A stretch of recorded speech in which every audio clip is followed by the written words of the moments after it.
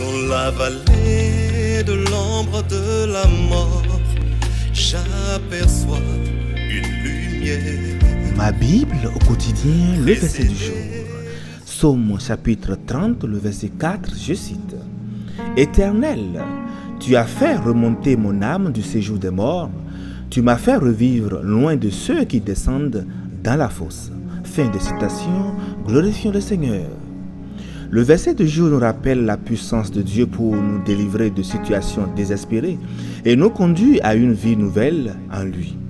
Bien-aimés dans le Seigneur, pour mieux comprendre le verset du jour, examinons un peu le contexte qui l'entoure. Au début du psaume 30, David exprime sa reconnaissance à Dieu pour l'avoir délivré de ses ennemis et pour l'avoir guéri de sa maladie au verset 1 et 2. Il souligne après la souveraineté de Dieu et la transformation qu'il opère dans sa vie. Puis au verset 3, David proclame que Dieu a fait remonter son âme du séjour des morts et l'a fait revivre loin de ceux qui descendent dans la fosse. Ce verset est suivi d'une invitation à louer Dieu et à le remercier pour sa grâce et sa fidélité au verset 4 et 5. Chers amis, le premier aspect clé du verset est l'idée de remonter l'âme du séjour des morts. Cela dépasse le simple fait de survivre à une situation périlleuse ou d'échapper à la mort physique. Cela témoigne plutôt de la capacité de Dieu à restaurer la vie spirituelle et émotionnelle de ses enfants. Le séjour des morts représente ici une existence marquée par le désespoir, l'oppression et la séparation de Dieu. Mais Dieu, dans sa grâce infinie, chers amis, intervient et élève notre âme au-dessus de cette condition, nous accordant ainsi la vie nouvelle en sa présence.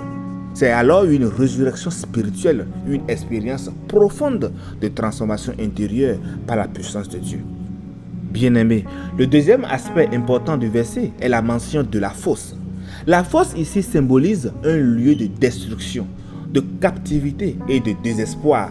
Cela peut représenter alors les problèmes, les difficultés, les péchés ou les circonstances oppressantes auxquelles nous tous nous sommes confrontés dans nos vies quotidiennes.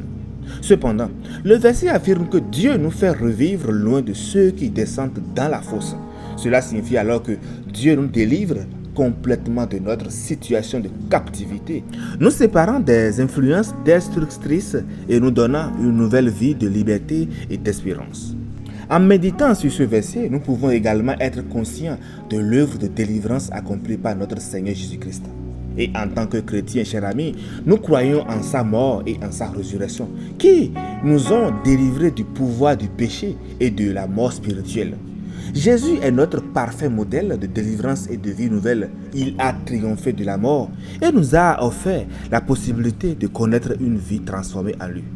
Alors, en appliquant ce verset à notre vie quotidienne, chers amis, nous devons être prêts à tourner résolument vers Dieu dans les moments de désespoir et à lui remettre nos fardeaux.